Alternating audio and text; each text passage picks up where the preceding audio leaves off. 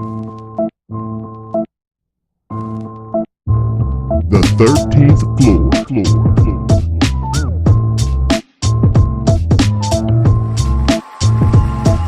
The 13th floor. Welcome, ladies and gentlemen, to the 13th floor, where the furniture isn't always the best, but the views are amazing. I'm your moderator, B. Jones, and I'm here with the other B. Jones, Yes, sir. Mr. Logistics, Bryan Jones. What's happening, baby? Everything is good, man. Had a great Thanksgiving holiday back in South Florida where it's warm at. I'm alive and ready to go, man. Hey, so quick question on this Thanksgiving. Thanksgiving just passed, man. Everybody got to eat good. Hope they got to drink good. Be merry with the fam. Yes, sir. What is your expiration date on the Thanksgiving food? When it's gone, man. I mean, for us, it really, I've never been really, maybe a couple little sides that may stick around past day 3, but other than that, most of it's gone. It's like, get it while you can. Man, On I day got stuff 2, piled up in my freezer right now. We just went way too hard with the fixings, man. We got this big 24-pound turkey that we had to cut.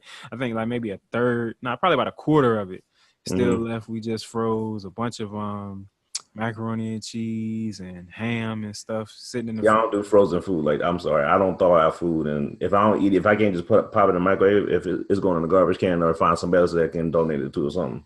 Man, I'm trying to find anybody I can give it to, man. It's crazy. Yeah, but not 2-3 days after that, I gotta go find. Yeah, I'm good. I'll find something. I'll go out. I gotta make a run and go find something to eat. If everybody's still snacking on leftovers. Nah, man. There it is. Well, yeah, this is going to be what, episode 90, 95, I think, as we on the way to 100. That sounds about right, yes, sir. All about my man, BJ, man. So BJ is, he likes to play the background role. He likes to try to play that role. But today we're going to push him to the front. And I've already seen what happens once you put him to the front, man. It's almost like a still waters run deep type of situation with this guy, because I was fortunate enough to be able to watch one of basically a sermon that you gave not too long ago, man. And it was a very fledged moment. You know what I'm saying? Like, it was definitely you getting out of your comfort zone. It was an arena where I hadn't seen you before, but you looked like you was comfortable doing your thing, no matter how uncomfortable you were feeling on the inside and nervous. So give us a little bit of background on that. Man, that was an arena I had never experienced before. So over the last few years, when we joined, we came back to South Florida. We had been church hopping for a while. We finally found a place that we were comfortable at. The kids were growing. The kids felt comfortable. So I've been volunteering and do a couple things at Volunteering Kids Zone. I teach one Sunday a month in the kids portion of the church, kids church basically. But then we also have a couple other groups going. So one of the groups is a men's group that it's one of the executive pastors does with just several men around from the church, from different aspects, from Spanish service, from English service, because we're a bilingual church. So then the first meeting we had this year, he makes a statement as, the goal is to have give you guys opportunity to share your experiences and share a word on a Sunday. And everybody kind of looked at each other like, okay, and like, that sounds cool, but nobody really thought much of it. Then he turned to me and said, Bryan, you're first on November 4th. And like I said, my head was shaking, yes, but everything in me was saying, oh no, you made a mistake. But it turned out absolutely amazing, man. I think there were several poignant points that you brought during your time on stage, man. First one were those 3 soul-searching questions, and I think we can all do ourselves a favor by asking ourselves these soul-searching questions. The first one is, am I being tested? Mm-hmm. I think that's huge, man. But you give me your take on it. Why is that one of the first of your soul-searching questions? I think it goes back to that internal reflection and how you view life. A lot of times when things come at people, it's never often looked at as a test, more of a punishment or a punitive, right? Mm-hmm. So if you kind of flip the mindset and say, is this a test of me, of my skills, of my belief, of my faith, of my ability to step out and do something new? It's a different mindset, and your approach to it is not offensive or pushing the opportunity away. You're gung-ho about it. And even though you may be apprehensive about it, it's really like, I can do this. There's no question I can do it. I know I can do it. I just need to have the confidence in myself and make it happen. And then we're going to take that one step further with the second question is, am I willing to make the sacrifice? I think that's the part that trips a lot of us up because we have these lofty goals.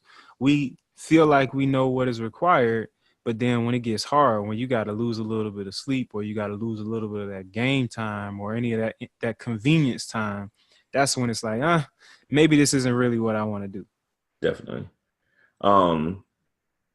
Sacrifice. That's a huge word nowadays. Because it could come from any area of life, right? This experience happened to be spiritual, but that can come. Am I willing to make the sacrifice financially? Am I make it time wise with my family, with my wife? But again, it's how you receive it and then how you respond to it. And again, it's all about the response and not taking everything as a negative impact and a negative blow. And I think that's where I've personally been trying to grow over the last probably 5-6 years, that these things happen for a reason. And it might sound cliche to some people when I say that, but I believe everything happens for a reason. I can trace back many different things in life that I'm questioning that I might not have taken the appropriate way as a test. And kind of push it off and put it aside. But those things that I did, sit back and be like, you know what? I'm willing to sacrifice this to see where this is going to go. It's all been beneficial, right? It's all been beneficial, whether that's picking up and moving my family, whether that's starting a new job, whether that's starting a business, whether that's going back to school, right? And managing time and managing all these things. All these different things have paid off and paid dividends in the long run if I'm willing to make that sacrifice in the long run. But identifying it as a test first and then moving forward with it. I like how you say that everything happens for a reason. And I think I want to build on that a little bit because a lot of the time we are the reason, no matter which way you kind of look at it. Right. We are the reason these things happen, whether it's to learn and grow or whether we're the cause or the reasoning behind it. You know, we have to be able to accept that and be able to move forward from it. So, you know, just knowing that these things happen for a reason, there's a purpose in everything that you go through. You got to see it and you got to realize it and live it and learn through that purpose, learn through those, whether it be mistakes, failures, or successes. There's always a lesson to be gained.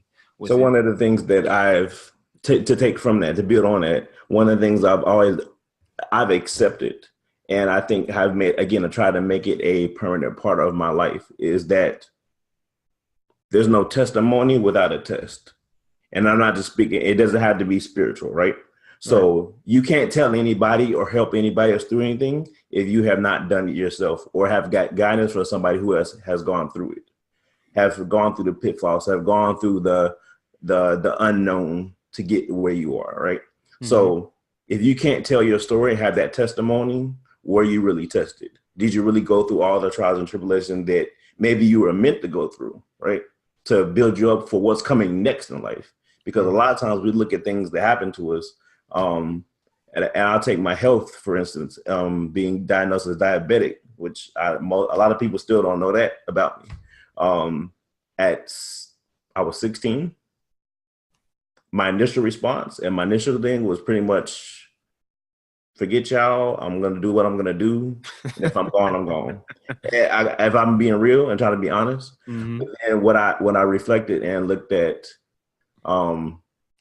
the people that I know I had lost in my life or I had lost in my life due to diabetes or had lost part of their life, for instance, lost a limb, lost hearing, lost sight from now, not probably taking care of themselves, right? Along the way. So I vowed that, first of all, that my diagnosis would not be written on my tombstone, right? So it's not that diabetes didn't let me do this. Diabetes didn't let me, or I can't do that because I'm diabetic. Like most of the time, people don't know. And I won't even tell people unless they see my pump hang off my side, ask me, what's this tube hanging out of my side? Or it comes up in conversation. Most situations I'm in, most people don't even know because I don't use it as a crutch. I don't use it for an excuse. Now I make people aware if something's going on, but that's about where it goes. But even if I look at the path in life that has, once I grasp that mentality, and then ironically going back to my work experience in education, I've come across so many kids that have been diabetic in their early years in first grade, second grade, third grade. I've been able to sit down and work with them one-on-one or help them get other services they need to be functional in school and still maintain their health, right? So me going through all that, I even had somebody a couple weeks ago say, hey, I know you've been on a pump. I've been on an insulin pump since 99 when I came to UM, right? I know some people who are just now going on a pump. Like, hey, do you mind if I give that person your number so they have somebody to talk to, because they're worried about it, they're scared about it, they don't know what to do. So me not taking on the change of my mentality and taking on as, yes, this is part of me, but it doesn't control me. This is not the end of me, has also gave me that testimony to help other people along the way. Yeah, I mean, just being that resource to individuals is amazing, man, especially how you're able to help kids. And I'm pretty sure they're going through things that they don't necessarily understand. And a parent that doesn't have it or hasn't struggled with that diagnosis is probably not the best equipped, even though they're going to do everything they can for their child. Yes. Having you, that educator that they see 8-10 hours out of the day, to be able to break it down for them and in a way that they can understand it and not feel weird, you know, and not feel like they're different, so much so that they can't be a part of society or be a part of, or just participate in regular activities with their peers. I'm pretty sure you've brightened so many lives that way. Well, I hope so. And again, it's not just me. I've really taken on that mentality that you live it, you learn from it, and you pass on to others. Absolutely. Pass the information on. Help other people out as much as you can. Absolutely. I got one more of those soul searching questions that I want to hit on. And this is going to actually tie into that spiritual component, because the other two, obviously, you can just be very personal. But when was the last time I worshiped God flat on my face? Now, it's one thing to say, when was the last time I worshiped God? And that can be in any type of deity or however your religion works. But why the flat on my face part? So let's go back real quick, because that actually came from the Sunday before I was to go up and preach that Sunday, right?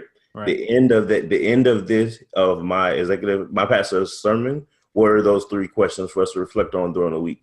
And it set me in my mentality of what I needed to do the following week. So that was the first question.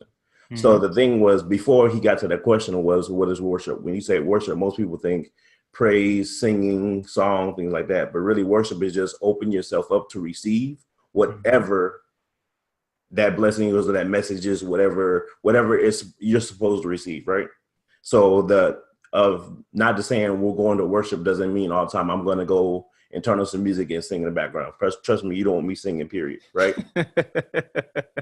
So the thing was, when he mimicked. So when the last time you literally just laid flat on your face on the floor, got down on the floor, lay flat on your face, hands outstretched, feet out the opposite way, face down, and just said a prayer and just had a moment in time with just you and God.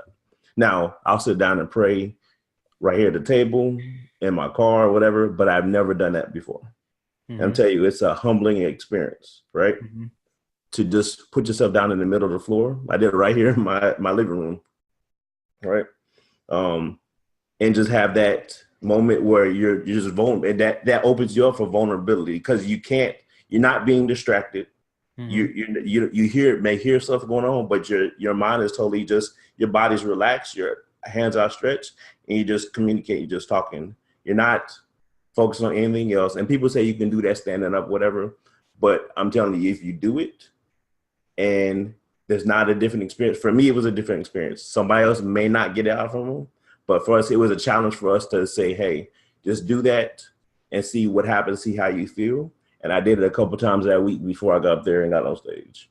And again, for me, I can't say it's transformative, but it definitely was humbling as far as the position and just being able just to talk freely.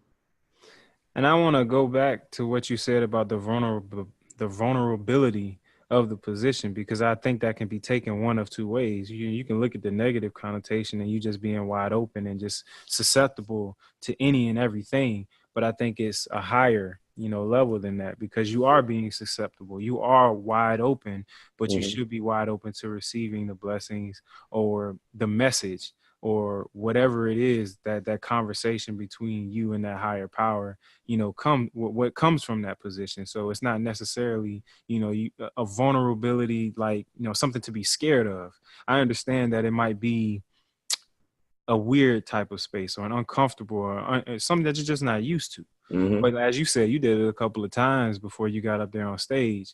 And after the second, third time you did it, it became a little bit closer to second nature. Correct. Right. It became easier. First of all, easier to do. Because when you think about just getting down on your floor and just laying like flat out, it's Got to really worry about them roaches come across now. You know what I'm somebody might want to come pray with you, right? saying? But I mean, the it's just the position leaves you open to just, you don't have to worry about anything. You just communicate, just talk, and spend that time Got you. in true worship. So you open Gotcha. yourself up to receive whatever message from that prayer, or just talk freely. So that's one huge part of you, obviously, is your spiritual nature, your connection with your religion. But you still wear three hats on a daily, and that's a father, the husband, and the educator. And now you are in the administrative role of that, but still an educator nonetheless. And one thing you said in that speech or in that sermon was that people don't care how much you know until they know how much you care. Yeah. How big has that been for you in your respective hats that you wear on a daily? That's been a game changer. Now, I used that in that sermon that Sunday, but that's been something that I've kind of instilled and make it a priority in all facets of my life. For instance, if you're just talking about in a school setting or within, as a teacher to kids, as a teacher to teacher, a teacher to a principal, whatever the case may be. Like, I can go on with all the book knowledge in the world. I'll take it back. I'll go in as an administrator or as an authoritative role, right? Mm-hmm. I can know everything there is about the business. I can know everything there is about processes and procedures and things, how everything should operate. But if I can't connect with those individuals that I'm around on a regular basis, then I'll go back to a manager versus a leader, right? Absolutely. Managing people in tasks. I don't really care about them. I'm not bringing them to the picture. But to make a connection with people and show people that you are human. Yes, I have a job to do, but I am human too. And I understand what you're going through. Yes, I have, again, sometimes it's a thin line, because yes, I do have things that I need to ensure gets done, but also have to think this person is going home to troubles at their home already. When people open up to you in the school, it's amazing. Like, we send our kids to school and think the teacher's supposed to do everything, not realizing that they have life going on as well, right? Man, listen, if you sending your child to school these days, and my daughter's in a semi-Montessori type of environment, Mm-hmm. if you think they're going to school and that the teacher is doing everything and you don't have to they don't have to do anything when they get home, or you don't have to sit down with your child, you're doing your child a huge disservice. Yes, I Huge agree. disservice. I'm sorry, I So, said drop that in there. no, that's a gem, because a lot of people think, and I can't say it's not just a one area or one city or one mindset. It's just, that's the thing. They go to school for the teacher to teach my kid. That's your job, right? But also, that person may be going through a divorce. That third person may be going through something with their kids. That person may be going through health challenges as well. So we have to address those social emotional issues as well. Social emotional learning is the biggest thing in it. One of the biggest things in education right now, if you look at the students, but also take that up to your faculty and staff, right? Mm-hmm. And when you look at those aspects of just human nature, you have to build connections. Like, one of the biggest things that I pride myself on is making connections. It's not about BJ, right? So when I go into a place, if I see a principal, for example, I had a district administrator come to me a couple of weeks ago and say, "Hey, we're struggling with this. And as a district, I'm trying to get this. I'm new to over here. Do you have any suggestions?" I have another district. Your counterpart in another district is doing some phenomenal work with this type of thing. Let me make a call and set up a meeting for you guys to kind of talk and hash it out and see if we can get some collaboration going here. So they gave me a couple weeks. We traded emails back and forth. I finally got them down to the other district the week before Thanksgiving, right? So, and all I did was make introductions, and I sat back, right? And the amount of information that flowed across that table, and then when we walked school and saw things in action, you just saw people's face light up and like, we can do this because they're doing it down here. I know we can do this. Like those type of things, like people just they don't need you to just tell them you should do this, this, this, and that, right? They have to feel that you care about them. So the lady actually called me today and sent me an email. Ellie talked to her too, saying thank you so much for that. We took a lot of stuff away, whatever. So it's not about Bryan telling them. And the things that the school told them, I could have just told her straight up and down, like, you need to do this, this, this, try this, and come back to this to teachers. They didn't need that. They needed somebody who was outside of the role to say, hey, you know what? I understand what you're going through, and I found somebody who went through those same things, and this is how they're doing it. Let me connect you guys and let you make that connection together. They didn't care what I knew. I could tell them all day till my face turns blue, right? They needed to see an action. They needed to show that I'm willing to make a connection. I'm willing to go out there and put myself out there and make that connection for them and then help them with it. And now it's my job to help them support that, right? So now I got to go back up to their district and help them implement these things they want to do. What's crazy is that same connection piece that you're using with these adults in their adult learning environment is the same connection piece that you have to have with the child. And it's crazy hearing it because it kind of like when you just saying this, it's like, oh, wow, that's really, really true. It's very comparable. Making that connection, it doesn't stop, when they're a child. It follows you all the way through life as a way that you're learning and getting better at what it is that you're doing. Exactly. I mean, again, it just, when you're talking about building relationships with people, like, right, when I'll go back to this group. We have the 13th floor, right? You got the group of guys that got together for this. So a lot of us knew each other, but there was a couple people that added to the group. Now, again, I'm not the most, let's say, outspoken person. I fall back.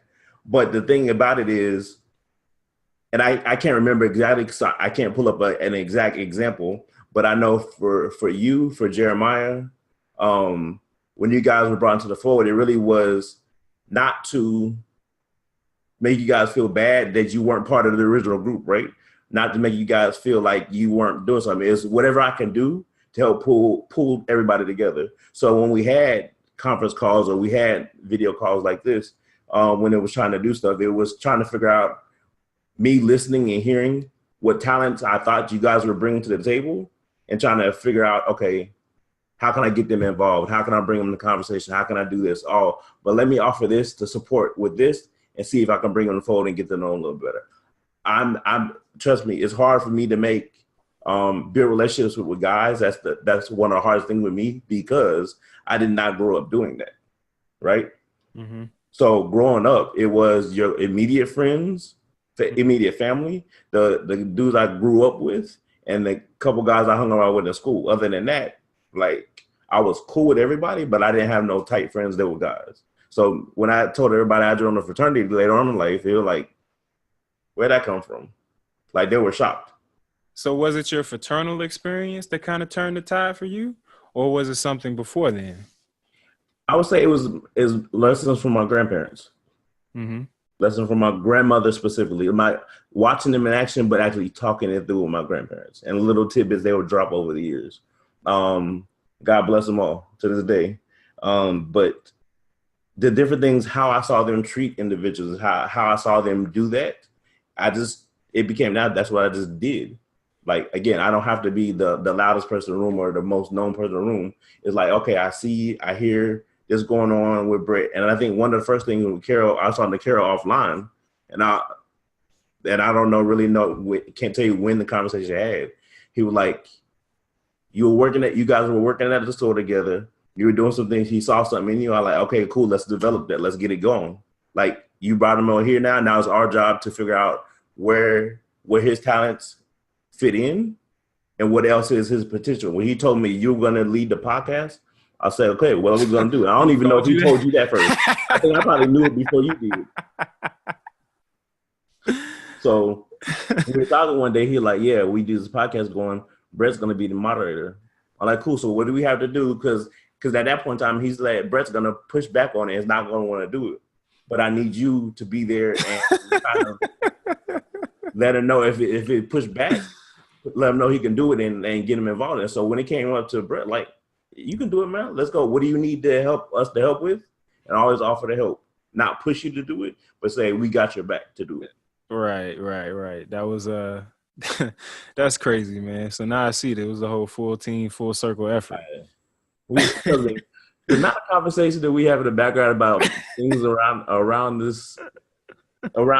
around this in general. But offline conversations, like, people be surprised. Yeah. I need that background conversation so I can get in on that handshake, man. That's been 2 years. I still ain't got the handshake, man. What's good? All right, we're gonna talk about that one offline too. We got you. Hey, there it is, man. So I want to hit on the educator piece a little bit more, and these are more specific questions to kind of help my personal situation, but I'm sure a lot of people can learn from it as well. So, because of your extensive background, I'm now looking into the private school sector. And there's this new private school, I think it's Whittle something. They're doing they're building the campus in DC. It's going to be 2 campuses, one here in DC, one in China, and then they're building a couple other out in the continental US. Interesting. Okay. Now, what kind of questions should I be asking? Because I'm going to some like an open house this weekend. My lady Chris went to one last weekend. She got a lot of information, but I want to go and I'm going to be hearing it for the first time. So outside of like curriculum and what does the day-to-day look like, what are some of the questions that I need to be asking going into this room? Well, first, back up real quick. So one thing you want to definitely know is what curriculum they use. Okay. All right. That's off rip, because again, from state to state, well, private school, and again, I'm not against private. I'm not against charter. I'm against bad schools for kids, because there's public, private, and charter bad schools out there, right? I think we all can attest to that, no matter what. So that's my first disclaimer. But the first thing, what curriculum they're using, because what is their ultimate goal? So is this an elementary program? Is this going to be an elementary through 12 program? It's elementary. They actually start at 3 years old. Okay. So, and that's one of the good things about those. So the curriculum they use start off early childhood, 3 years old, and go through their senior year. So if it's an already established school and they've had graduated classes, I want to know when those kids leave, how do those kids compare on standardized tests? Because you got to face it. A lot of people don't like standardized tests, but it's the one thing we can use, ACT, SAT, kind of gauge how that school is doing compared to other schools.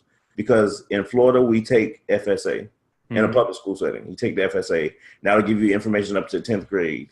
After that, it's 11th and 12th grade ACT, SAT scores. That's the only way to standardize kids coming in out of school going into college. So how did this school is going to be first year, brand new, never graduated anybody. So, but have they ever had another program before? No, this is first of its kind. It's a Whittle School and Studios. It's kind of one of those artsy dance type, in conjunction with your regular learning. But it's just the way that the school was brought about, and these are my lady's words, not mine, because I haven't gone, but it was just a group of educators that were looking to make a concerted change and a concerted effort to change the way that the youth are learning, and in contrast to what they're getting in the regular public and charter school system. Okay. So the thing is, knowing that so they're going to use the arts to kind of facilitate that. That's what I heard. Right. So, okay. So my first question would be, so as kids go through this, and because we all know kids are very artistic, no matter what field they could be in, whether it's music, singing, dance, instrument, whatever the case may be, right? And they get drama, whatever field they're in. But not every kid is strong academically, right? They may be thrive in their one art focus, but academically they may struggle. What supports are in place to help kids who are who may be struggling academically at any point in time in their career. Because a lot of times it is, again, depending on the teachers, depending on their background, is I'm the teacher, I taught them, they didn't get it, oh well, on to the next lesson. And I hear probably anybody listening now can probably think back to a teacher or many teachers from their kindergarten to 12th grade experience that had that mentality. They didn't want to work with you one-on-one. If you didn't get it, you just didn't get it. You either failed the class or you had to figure it out on your own.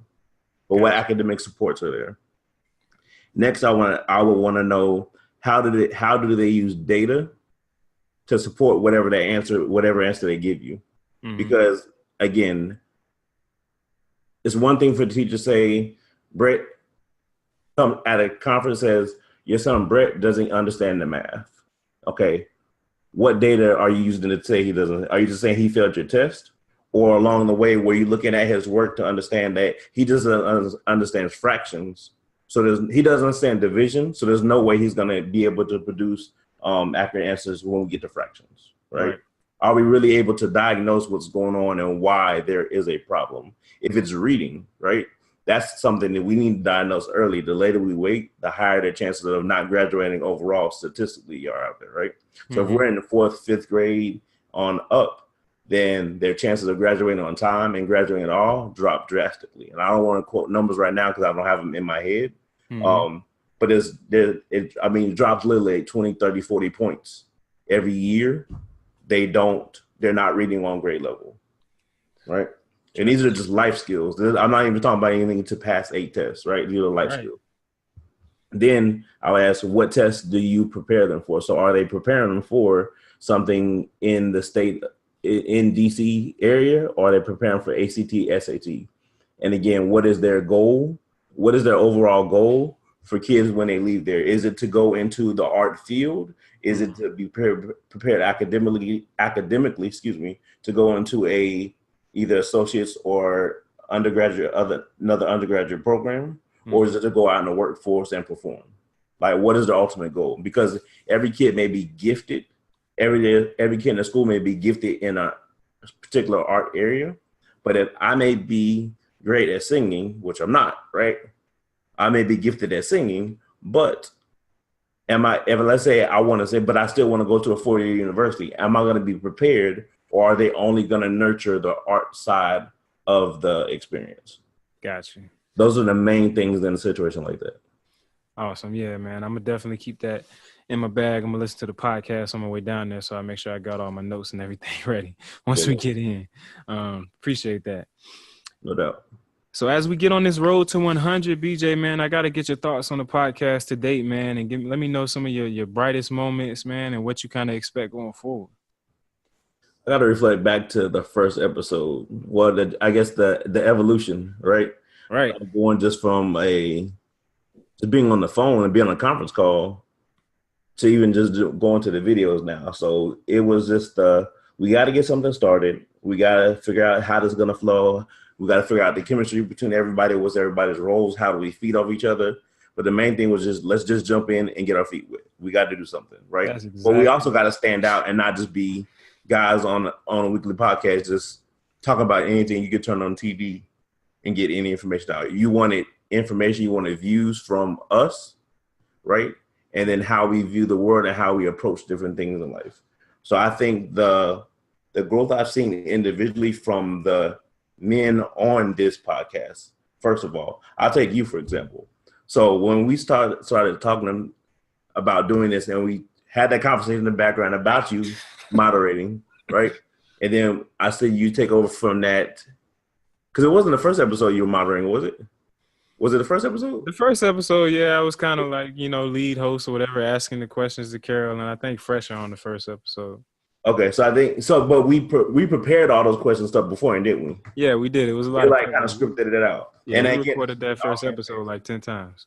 But I've seen, let's say, so I've seen you take that, and then our offline conversation about the topics and the route we're going to take and how to involve everybody and pull everybody in.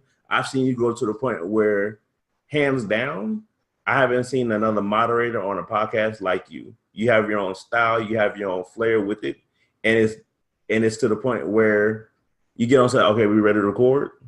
We're not talking about everything beforehand. Like you're ready to go. You're prepared. You do all the work beforehand. If we have guests on, you've contacted them, set them up with all the information. You've done all these different things to prepare for an excellent show and execute it that way, right? So when we come on, yeah, we may have talked about the topics and done our research, but you know how to pull everybody in. You're looking at everybody's facial expressions, and they're either within this, either to pull them in or to bring other people who are maybe talking too much, just to kind of slide it over to the other side quick, or know when to change topics and not drag things out, right? Right. You've gained that craft to be able to do that from hands down. So you could, if somebody asked you to do that, like, yeah, I run a weekly podcast. Like you could say that hands down and be confident in your skill set, and be able to transfer that to leading meetings, leading anything else that you need to do in professional or your personal life. It's amazing, man, how much this podcast has prepared me for just those types of arenas. Because now, when I used to dread getting in front of or talking in front of anybody, and granted, I'm talking in front of you guys, 6 guys every week or whatnot, but getting in front of an office, hosting a meeting or addressing 20 to 25 individuals before, a project starts, it's so much easier now because I've had so much practice, so much coaching. Carol, when he was mentoring me and still mentors me now, but when he was, we were working together at CarMax and all of that stuff, and how much, effort he put into me in the podcast and like trying to help me to get to the point where my wings spread. It's all there, all valid, man. So I definitely appreciate the growth along this journey as well. So, I mean, when I look at each individual, I can point out things, but I look at as a collective unit, right? So when we talk about the 13th floor, we talk about a mindset, not just a podcast, not just a place. 13th floor, we always talk about furniture may not be best, but the views are amazing. That's life. That's life, right? It is. And that's if people might have missed that over the what 2 years coming up, bro. Now. So 100 episodes will be just under 2 years, right? Or just that's you the secret sauce, man. That's life. This furniture here. Exactly. So the first is not already great. Look around, everything that's going on in relationships, with family, with health, with all this stuff.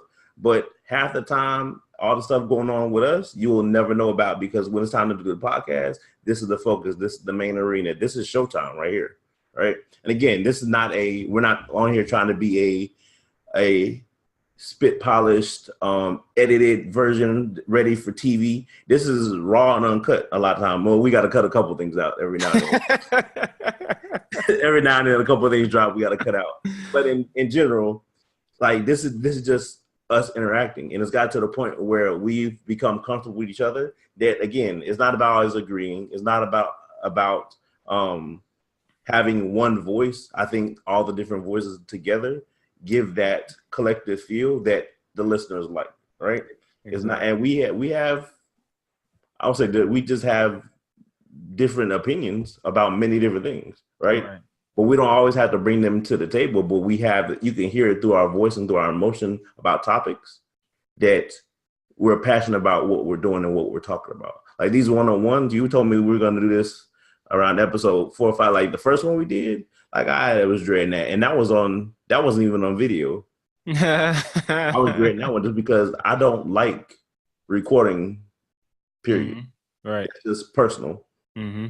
Even when I listen to the recording from that Sunday, it's like, I sound weird. I'm probably my worst critic. Right? We are always our worst critic, man. I remember the first time I listened to myself in a room of other people. I'm so nervous because I'm wondering, like, how are they going to take my voice? How do I sound? Do I sound like I even know what I'm talking about? And then when you're doing the podcast and you see, when you kind of misspoke or messed something up, but the world doesn't because they're listening and they're engaged. Yes. But that first time or those first few times where you just kind of get over that angst, that nervousness. Yep. And just kind of just let it go, man. Just push through. And if they like it, they like it. If they don't, hopefully you get some good actionable feedback. And they don't, they don't leave no comments anyway. That's everybody listening right now. Anybody listening right now. But again, like I say, Furniture is not always the best. We're not gonna go with everything together. We're not gonna have the perfect day all the time, but the views are amazing. Once the views are amazing. So once we get here and once we're in that mindset, let's talk about the brighter side of everything, right? Let's talk about the good stuff. Let's even the negative stuff again. There's a reason. This may be a test. Like going through this experience may be the test that we needed to pull us together. Because I see big things for this group coming up. Like we're gonna keep everybody else in the dark until it's about to drop. But there's some big things coming from this group right now. Y'all just don't believe me? Just watch. Right? Yeah, use that for a drop. That's my intro, right? Yes, ladies and gentlemen, don't believe us. Just watch and listen on iTunes, Google Play, SoundCloud. You got your videos on Vimeo and YouTube. Man, we drop this podcast each and every week. Yes, sir. Your news, views, and how-tos from the Black male perspective each and every week on the 13th floor. So get with us, stay connected with us at 13th floor, please, on your social media handles, Instagram and Facebook. Let us know, man. Drop us a line on what you think of the podcast, man. Always want that feedback, man. It was a great episode, man. I almost want to give you another opportunity to close it out, but I think you just hit us with a lot of information. You have anything else you want to leave with the folk? At this point, man, I'm just like, continue to support not only us, but those individuals out there who are taking that step, that pledge. They're stepping up to the test and making the sacrifices. You know them in your daily life. You see them. It may be you, right? It may be your parents. It may be your siblings. It may be your cousins. Like I just had Thanksgiving in South Carolina with my dad's side of the family. My dad passed away in 2003, but I still have 11 aunts and uncles alive, right? And all 11, even though they don't all live there, all 11 were back, but I only saw 10. Mm-hmm. Like different things happen because people just don't come around no more, right? Or people don't want to be, people don't, experiences happen, life happens, and then people separate. Like, but life is too short for all that. I saw my cousins. I got two cousins there, two female cousins that are doing it big time in the Army right now. I'm so proud of them. Shout out to Keshanti Jones and Mommy Zalinthia Jones, right? They're moving up every time I hear from them, see them, they're just moving up the ladder, right? And doing big things. Like other cousins everywhere. It's good to catch up with everybody. Like, what you got going on? Okay, how can we support you? Support people, man. Again, remember the mantra, right? People don't care how much you know until they know how much you care. That goes in every aspect of life. There it is, ladies and gentlemen. We done here on the 13th floor where the furniture isn't always the best, but the views are amazing. 95, still waters run deep. The 13th floor. Good, BJ.